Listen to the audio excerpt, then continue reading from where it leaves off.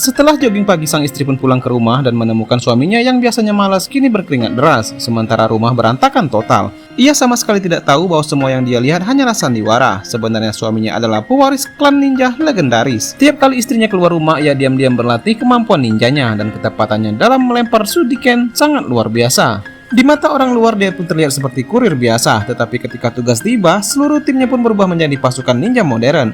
Hanya sahabatnya masa kecilnya saja yang tahu identitas aslinya. Namun, sang suami pun sama sekali tidak menyadari bahwa istrinya juga adalah seorang ahli bela diri rahasia. Saat jogging, langkah kakinya pun yang ringan dan terkontrol, kadang menyingkap sedikit kemampuan aslinya. Keduanya pun hidup bersama tanpa mengetahui jati dirinya masing-masing. Sementara itu, sahabat masa kecil sang istri yang juga seorang ninja selalu meragukan pernikahan mereka. Ia tidak percaya bahwa wanita sekuat itu benar-benar bisa bahagia bersama pria biasa. Suatu hari, sang istri pun menerima misi baru untuk membunuh seorang pemimpin politik berpengaruh. Pada saat yang sama, tim suaminya pun mendapat perintah untuk melindungi pemimpin yang sama, dan mereka akan berhadapan tanpa menyadarinya.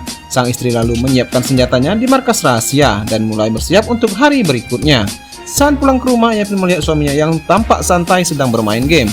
Dengan santai ia pun menyuruh sang istri untuk memasak.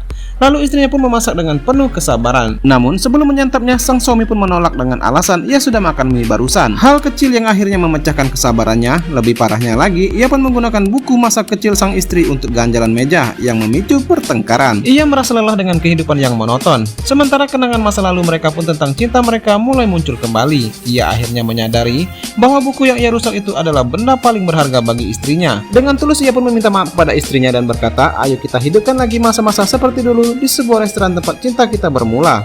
Lalu mereka pun sepakat untuk bertemu jam 7 malam. Kesorean harinya, sang istri pun mengaktifkan misinya. Ia pun mengirimkan drone untuk menyusup ke kediaman sang pemimpin. Dengungan kecil drone itu pun menarik perhatian suaminya, dan dalam sekejap ia pun melemparkan shuriken dan drone itu pun langsung jatuh.